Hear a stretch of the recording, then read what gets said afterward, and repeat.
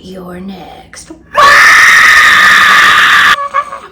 Welcome back to Angela Does Horror. Today we are covering the long-awaited You're Next, which I know I have been saying I was gonna do for like a month. The thing I really loved about this movie was that back in the day, whenever it was still in theaters, the trailer made it look like it was just gonna be another basic home invasion trope kind of thing where family gathers in a cabin in the woods.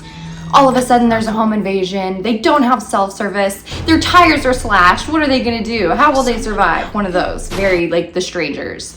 And the thing I loved about what they did is it goes a completely different direction from that. They really like buried the lead with the trailer, made you think you were gonna watch this one very specific type of horror movie, which I'm into.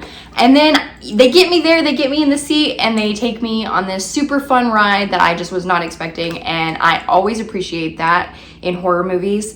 I love it when they have very misleading trailers. Hereditary is another one that did this kind of like bury the hidden treasure in the trailer kind of thing, where they made you feel like the whole movie of Hereditary was gonna be about the kind of strange little girl, and it was not that. But we're not here to talk about Hereditary. We are talking about... opens with gross sex. Not that all sex is gross, but most is. Sex is beautiful, but this time sex is beautiful, but let's be honest, it's also pretty gross. Like at its core, it's gross. What the hell are you talking about? Old people are gross. So messed up. They're not, but like we can all kind of agree. If you'd rather have sex with a young person or an old person, what are you gonna choose? It depends, right? I've had sex with older people. I didn't think it was gross at the time. Afterward, kind of, yeah, maybe a little gross. But I'm gross, what can I say? All right, back to the movie. Grandpa groans and dismounts his young sex partner, saying that he would like to go take a shower. Oh, he also has an earring. Our young sex partner gets mildly dressed and puts on a record. She says, "What's this? I do not know of what this is. I only know of CDs and MP3s. I know not of this." She thinks she sees something after she puts on this record. She looks out a wall made of windows and glass, as all rich people have. And she thinks she sees something outside, but perhaps not. Love the song choice. Banger song, honestly. It is a song I could listen to over and over again, and that's probably good because I will, and I'm going to. This movie will see to it that you do. Time for a drink. But wait, what's that? Hard cut. Grandpa gets out of shower. He dries his earringed ear and discovers You're Next. On the mirror, written in blood, presumably. Young sex partner laying on the ground, covered in what appears to be blood. I know what you're thinking. You better run, Grandpa. You better get your hip out that door right now. That's a new hip. That's a new knee. You already paid for those. You gotta get them out the door. And he does. He runs. He runs right into the arms of a lamb-masked killer. Aww. Blood splatters in scene. Now we cut to a couple driving a car. They look rich. Really rich. They pass by the grandpa's home and they start to gossip about how he left his wife for a college student. Oh my gosh. They also mention how isolated the place that they're going to be going is, because at this point we just think we're watching a basic, you know, a home invasion style movie, and it is. You have to mention how it's so isolated where we're going. We probably won't have cell service, something like that. Also, bonus points if your relationship is on the rock. Oh yeah, they're rich. That house is fucking enormous. Rich guy remarks about how the locks aren't locked and how it's probably the workers who are coming in and out that didn't lock the doors. Apt. The rich woman hears something upstairs, but her husband is downstairs. Uh-oh. What can this mean? She sends him up to investigate. He goes, "Hello?" Striking fear into the hearts of all villains anywhere to be found on the premises. As he continues to poke around upstairs, he gets startled by, I guess it's his son. At first I thought it was his brother. He's the dad. The rich guy in the car, the original guy, is the dad. And this is his son, Crispin. And you know we love Crispins here at Angela Does Horror. Crispin is the name of royalty. So once Crispin kind of like gets his dad to join him downstairs, we do see that there actually was somebody waiting upstairs. Though they haven't really revealed themselves yet. We still don't know who these killers are. We can assume it's the people who killed the sex partners, young and old, but we don't know yet. Also, Crispin looks like Max Bemis from Say Anything. Just wanted to point that out. We learned that more families gonna be arriving, like sometime tomorrow. It's this kind of weird family reunion for the parents' anniversary. It is obvious that this family hasn't been around each other very much. There might be some tension, some bad blood, things like that, but they're being pretty ambiguous about it so far. So we will find out as an audience together. A new couple has arrived, and their names are Kelly and Drake. Rich names. Drake has big Seth Cohen from the OC vibes, and I don't mind it. It's like him middle-aged, I would think. Yeah. Also like Seth Cohen mixed with Huey from The Boys, middle-aged. Yeah. So Drake and Kelly, the brother and his wife, to Crispin, an Australian girl, she's just a girlfriend. So Drake and Kelly start to gossip about how Crispin was Australian girl, what's her name? Oh God, I don't know her name. What is it? It's like Liz or something? Erin. That makes sense. So basically, they're making fun of the fact that Crispin and Erin had this relationship that was inappropriate because Crispin was Erin's teacher in college. They're both consenting adults. It's fine. And like the way they're gossiping about it, they're judgy. They are some judgy rich. So our last two couples have now arrived at nightfall. It is sister Amy and her boyfriend Tariq, who is actually played by Ty West, who created Maxine, Pearl, X. Great director. It is kind of hilarious that he's in this. I really did not know it was him until the end. And I was like, holy fucking shit, that's Ty West. That's really cool. And he plays a director in this too. I don't know. I'm struggling today, guys. I've been sick. I take a hit from my vape. Yeah, my throat's been killing me, guys. But I can't stop smoking till like in a month when I'm gonna try again. Okay. Just give me a month. Existence is pain. So anyway, Amy and Tariq look very artsy. They got the scarves, the whole deal. That's all you need to know about them. Other couple is brother Felix and his girlfriend Z. They're edgy. They're gothy. They have leather jackets and they look like they are mean. Like they might be a little mean. There's a lot of eyeliner and just a coldness radiating. I don't know. She kind of reminds me of myself, so it's a little fucked up. So dinner is now served. Everybody's seated at the table together like a beautiful, loving family. They say a beautiful prayer so that they can maintain this perception of perfect American family that they all know is a lie, but like, let's try to maintain this because it's all we got. There's some like weird passive-aggressive conversation between Tariq, Ty West, and what's his name? Seth Cohen. Drake.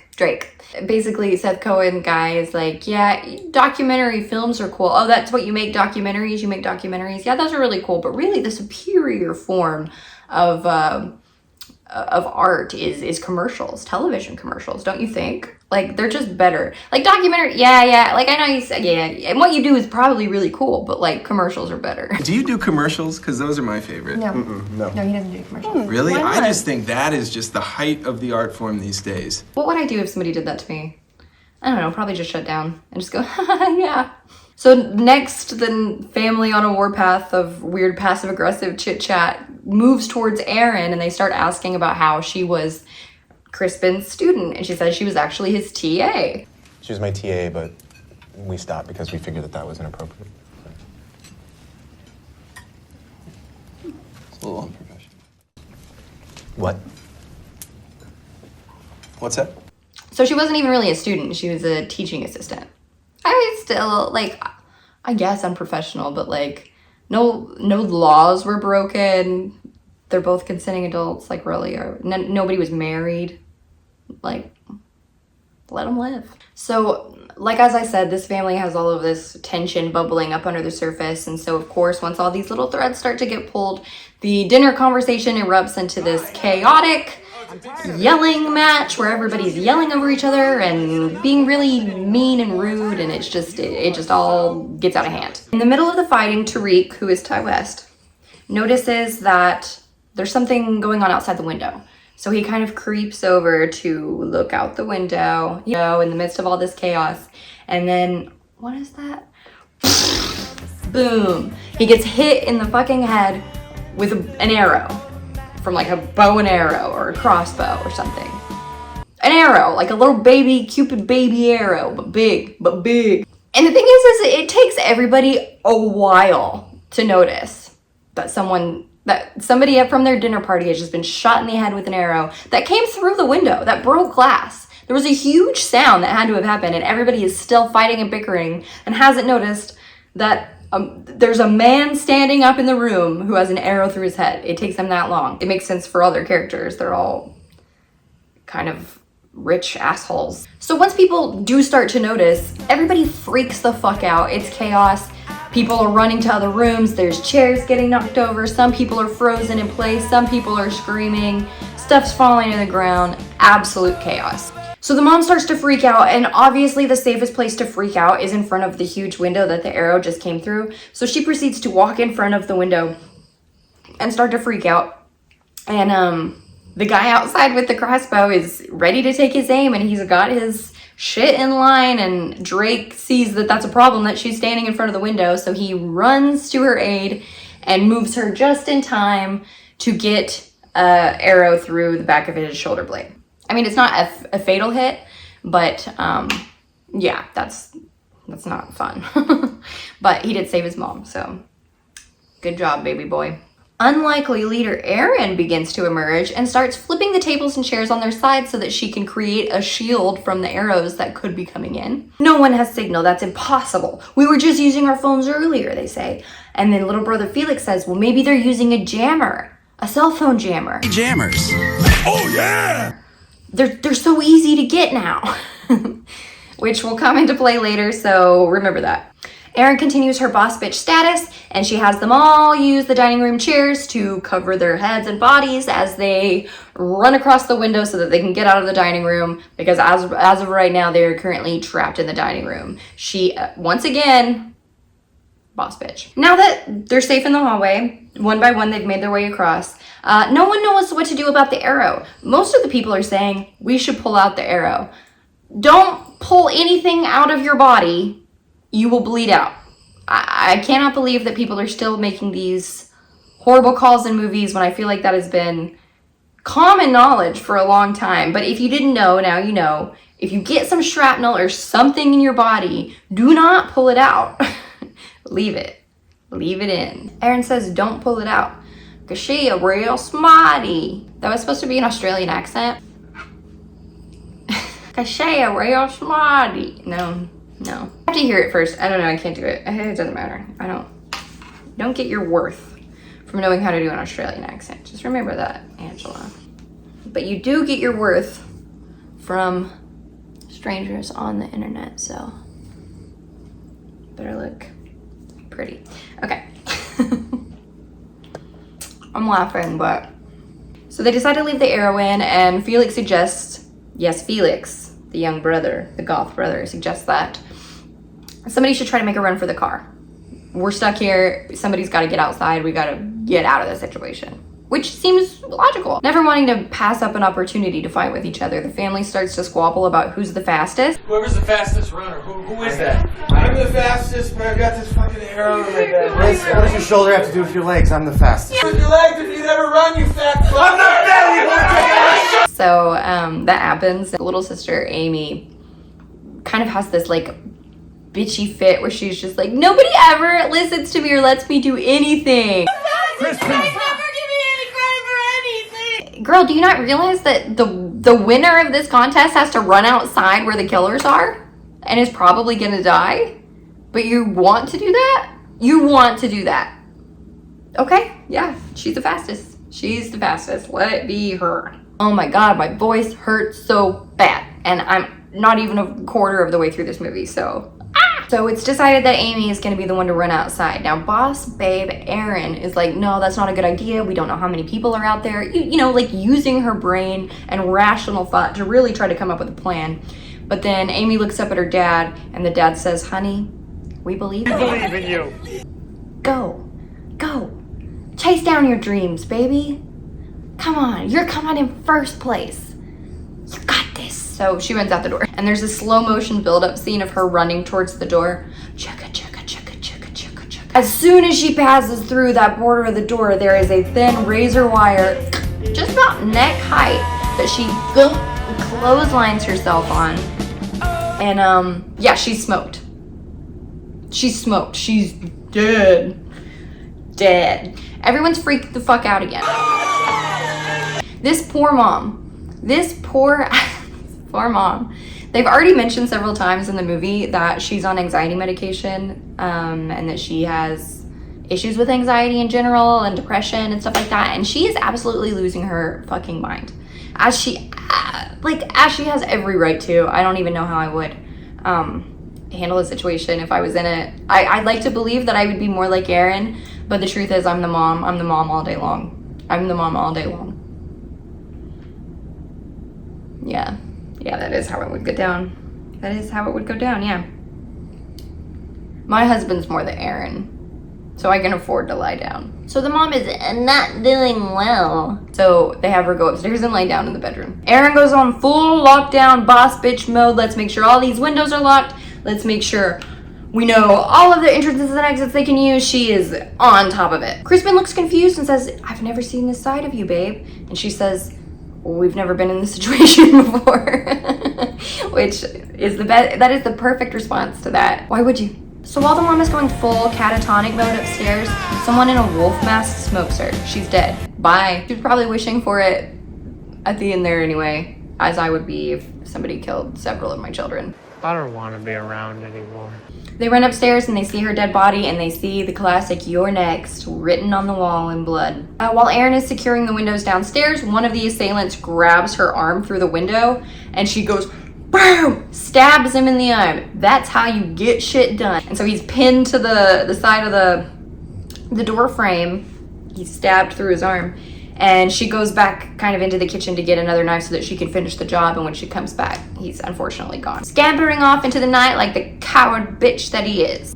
Drake's wife Kelly begins snooping around the mom's body for reasons. Why was she doing that? Reasons. She sees the guy in the wolf mask, and she freaks the fuck out and runs away out the front door, past the razor wire. Chad, what's his name? Drake. I don't know why it's so hard for me to remember. Drake chases after her because she's freaking the fuck out. He runs past the razor wire too, but because he's got the arrow in his back, it catches it a little, and he's like, ah! And so he pulls it out and then passes out on the front porch.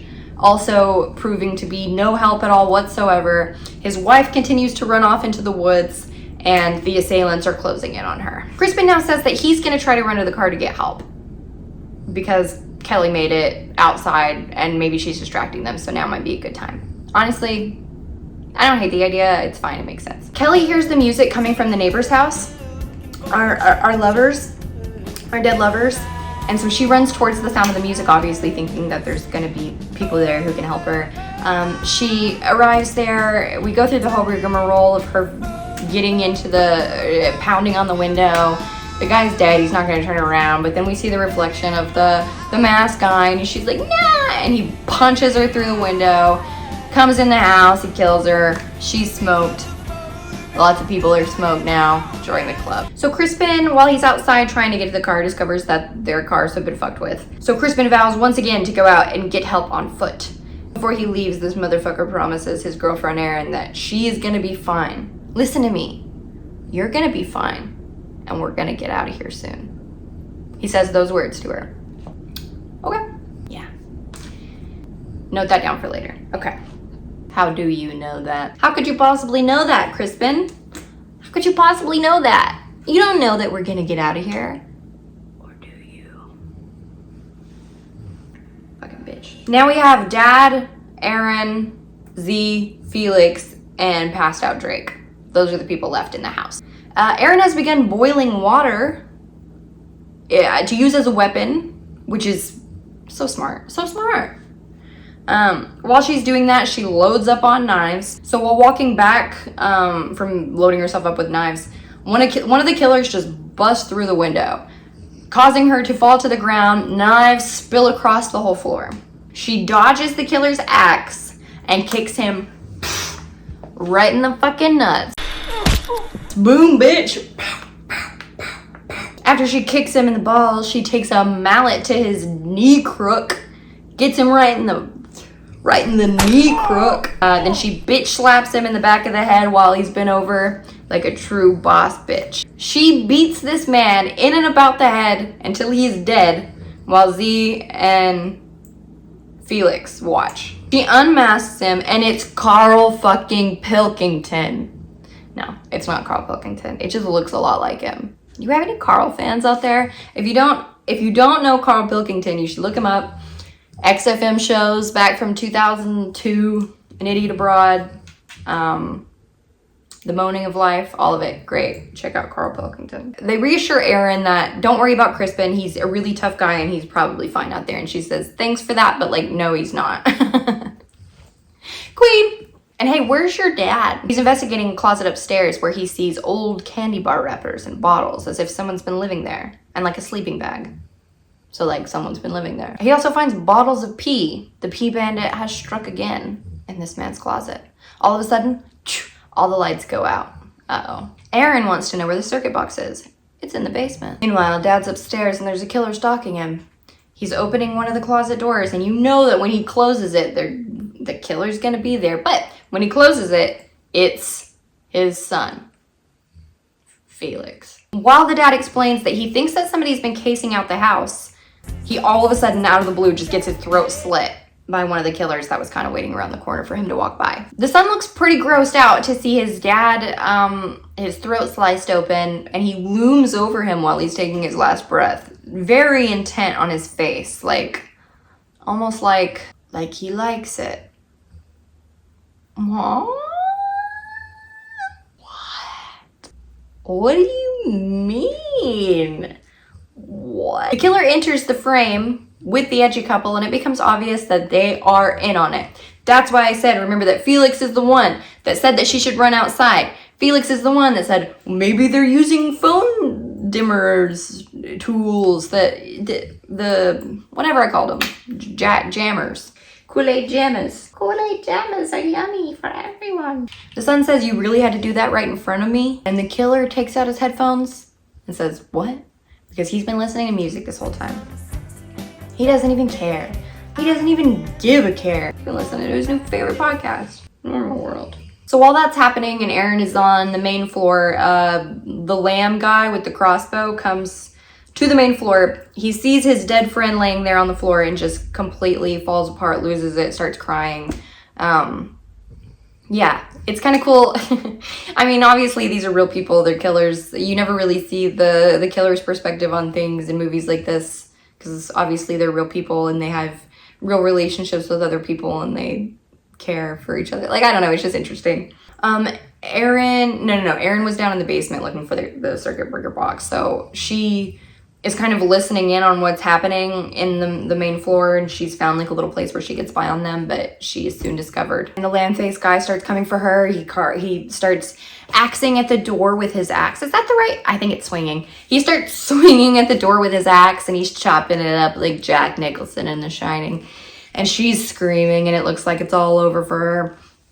And once he almost gets the door open, Drake wakes up from his... when he passed out earlier from taking the arrow out of his shoulder and just kind of wanders into the frame. And he's like, what's happening? So the lamb-faced guy starts going after him. Erin takes this opportunity to take a screwdriver and she jumps out from the back, gets him right in the back of the neck. He's like, She's got another mallet. It's like a meat tenderizer. And she's about to come back for some more. But then the lamb guy scurries out the front door. The little bitch snack. So Drake is like, where's Kelly? And Erin says, I don't know, because they haven't had taps on her since she ran out the door. All of a sudden, Z and Felix come downstairs and they said, what's going on? We heard some noises, so we just hid and waited upstairs. Erin says, well, one of them tried to attack us. And they're like, what? They're like, you stabbed him? Like, obviously they're concerned about their friend. She says, yeah. They were like, did you kill him? She said, no, he ran out the door. And they're like, oh, okay, thank God. Oh, close. Erin says, come to the basement. I think there's some tools that we can use down there to help us in this situation. Where's my phone? Oh, you're my phone. Erin gets a bunch of supplies from the basement and she starts showing everybody how to make booby traps. She has like a one-on-one scene with Z where she's showing her how to nail nails into a board face up, so put them around the window so that when the targets come in, they step on the nail and it fucks them up. While they're nailing in boards, Z takes the opportunity to ask Erin, how do you know how to do all this stuff? And Erin says, well, I kind of had a weird childhood and I grew up on a survivalist camp. So that explains that, and now I wish I grew up on a survivalist camp. I also really want to enroll my daughter in a survivalist camp now, so she can be a boss queen bitch too. We then cut to a scene between Drake and, there's so many people in this movie. We cut to a scene between Drake and Felix, the brothers. Drake is basically saying that he wants to run off and find Kelly because he can't leave her out there. That's his wife, you know? Like, I gotta go find her. She's gonna be pissed if I don't. Felix says, Kelly's dead. You didn't know? I'm so sorry that I had to be the one to tell you, bro. And understandably, Drake freaks out. And in the process of him freaking out, Felix just stabs him in the gut. Just... now's as good a time as any, I guess. Sorry, bro. When he doesn't immediately die, he just keeps on stabbing. Just keeps on getting in there in them guts until he is dead. Smoke. He says, would you just die already? This is hard enough for me. Just die already? This is hard enough for me. Dang! You're a bad brother for not dying when I need you to die, when I'm trying to stab you to death. Gotta pick that nose on camera. Make everybody know the truth that you're gross. Erin goes upstairs doing her rounds. While she's upstairs, she finds the incredibly dead, incredibly bled out body of the dad. While she's doing that, while she's crouching down, looking over his remains, one of the killers comes up kind of behind her, kind of on her side, and starts to approach. She throws something at him and then just jumps out the window. Like the queen she is. You think you're gonna get me? Wrong, I'm jumping out the window, bitch. But she does get a little piece of glass in her leg on the fall, but that's no problem for a boss queen bitch like Erin. The lamb-faced guy chases Erin through the woods. She ends up running back into the house, so he chases her back into the house, and the nails in the boards on the floor worked. He stepped on it. He's fucked. Z and Felix upstairs hear him. They come downstairs because they know their friend just got fucked up. So once they hear the guy downstairs yelling, Felix and Z upstairs, they're upstairs with the wolf guy. And they say, do you mind checking on that? I believe this is what I'm paying you for. so this is the first time that anybody's mentioned anything about why this is happening. So we know now that Felix is paying them to do this, but why? I'm sure it's money. You guys are fucking rich. It's money. Like, what else could it be? What else could it even possibly be? It's money. It's always money. It's money. It's not because he won the last, because he didn't win the last family charades. Am I right? Sometimes I just embarrass myself on camera in the moment. Once the wolf guy goes downstairs to check on that, Felix and Z have a tender moment upstairs in which Z tries to have sex with Felix, and he's like not in the mood because his body of his dead mom's right there. And she goes, you never want to do anything interesting, like have sex with me next to your dead mom.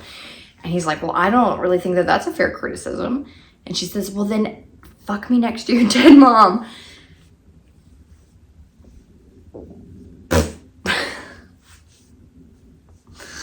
Oh, this girl. I don't know what any of this shit is, and I'm fucking scared. Maybe she's not me after all.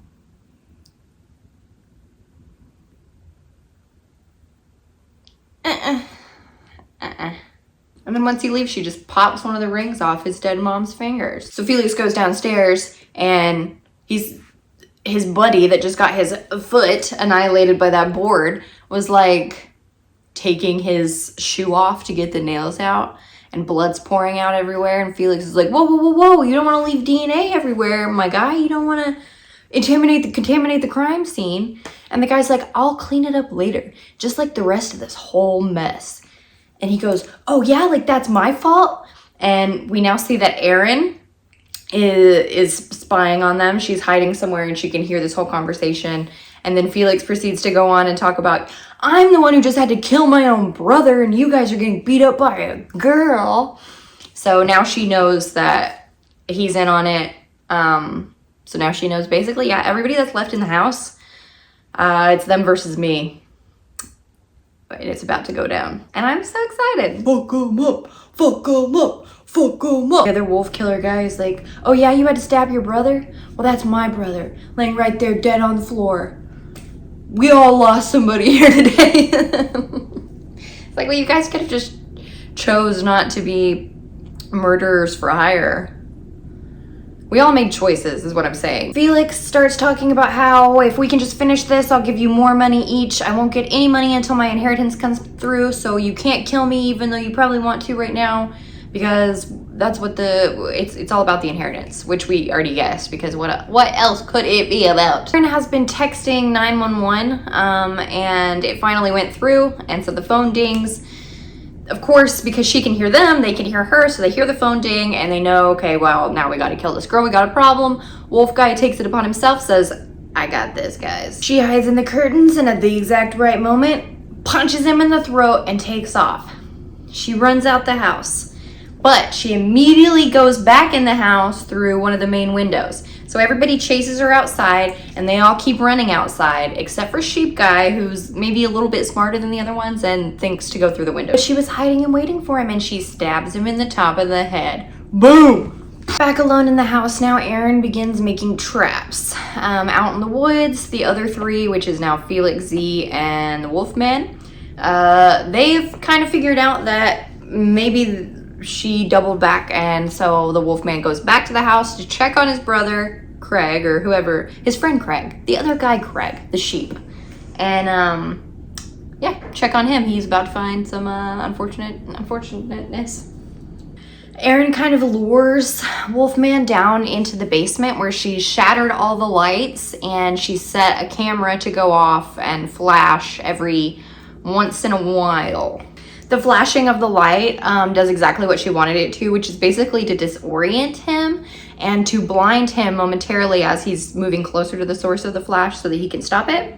And once he's close enough to the flash and blinded enough, she just bombards him and just starts wailing on him until he's smoked. As Erin is limping around the house, Felix takes this opportunity to shoot at her with a crossbow through the window. But she manages to dodge it because when they come through the window, she is gone. And they're like, damn it. Inside, Z is chasing Erin with the crossbow now, and it doesn't really matter because Erin's such a boss queen bitch that she manages to bombard Z in the kitchen, get the crossbow out of her hands. She's choking her to death. Felix walks in. She manages to smoke them both at the same time, honestly. She gets Felix first with a blender on top of the head, turns it on, scrambles his brains. Great. In the process of this, she did get stabbed in the back by a knife by one of them. So when she's done with Felix, she just takes that knife right out of her back and just boop, right into the top of Z's head, which is honestly the worst place to stab somebody because your skull is so hard. Like, a knife would not go in that easily. That is just, you know, cut her throat, whatever, but it still looks cool. I just can't imagine that that's very easy to do. So now everybody's dead. She's won. Wait a minute. What about Crispin? Oh, as she's sitting down and basking in the warm glow of her kills, Felix's phone starts ringing. So she digs in his pocket and she gets it. And it's a phone call from Crispin, her boyfriend. And he says, Felix, is everything done? I saw my cell phone reception came back. I'm sorry that you guys had to deal with that, but you know I'm a pacifist and I just can't handle the violence, but is it over? can I come back? It's so cold outside. I need to come back in, me. So he comes back in, and Erin is there to meet him. Where's Felix? I stuck a blender in his head and killed him. Oh. Crispin explains basically that it was a plan that he came up with his brother Felix to get the inheritance because they're so broke, babe. He was like, I know this seems crazy, but you know how broke we are. And she says, you were gonna have me killed. And he said, no, like you were never supposed to be killed. That's why you were specifically part of the plan to not be killed. We needed a witness who could testify that some crazy people came in and killed my family and my neighbors. Like it was part of the plan for you not to be harmed. So I'm a good boyfriend. And she says, but you must have known like I could have died. And he was like, no, that's why I said, we're gonna be fine. We're getting out of here. And I meant that when I said that. And, you know, now I could inherit everything. And, you know, maybe we could spend that money on an engagement. Fuck off. So he makes this like grand plea to her, like, okay, like I know it's gonna be hard when you back over, but like we're gonna be so rich, babe. Why let all this go to waste? Why? She just stabs him in the neck because no, you're a terrible person. No. And as she's stabbing him in the neck, the police that she's called see this happening, shoot her in the chest. She falls to the ground as the policeman who just shot her goes out to like make a call on his radio, like, hey, we need medic, we need backup. There's a lot of dead bodies out here. She's still alive and she's crawling and moving, but the policeman is about to come through the front door, which she has rigged with a trap with a swinging hammer to swing down and to blast his head off whenever somebody walks through the door. And right as he's opening the door, she goes, no.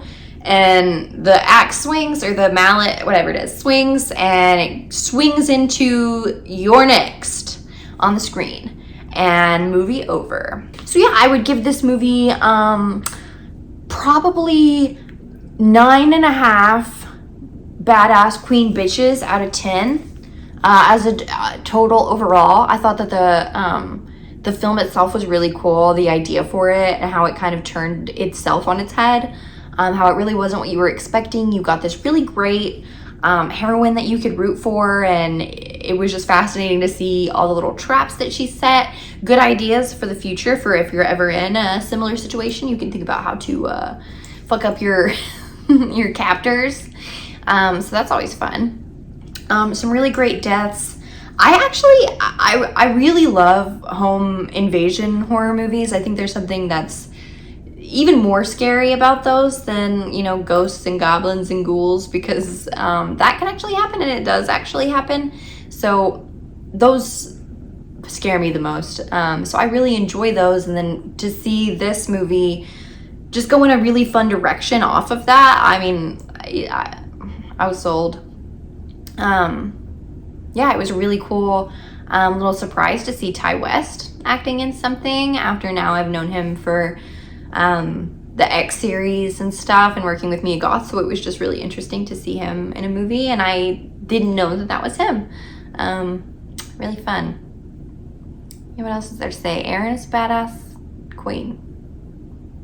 Praise Erin. Yeah, I guess that's it for your next, guys, but next up, I'm still working on editing my vlog from the Shining Hotel that I went to this past weekend, so that should be out soon. And I've started kind of thinking maybe sometimes I'm gonna do some shorts that are like the horror movies in under a minute. So if you're into those, let me know in the comments. If you're like, not my thing, you can also let me know.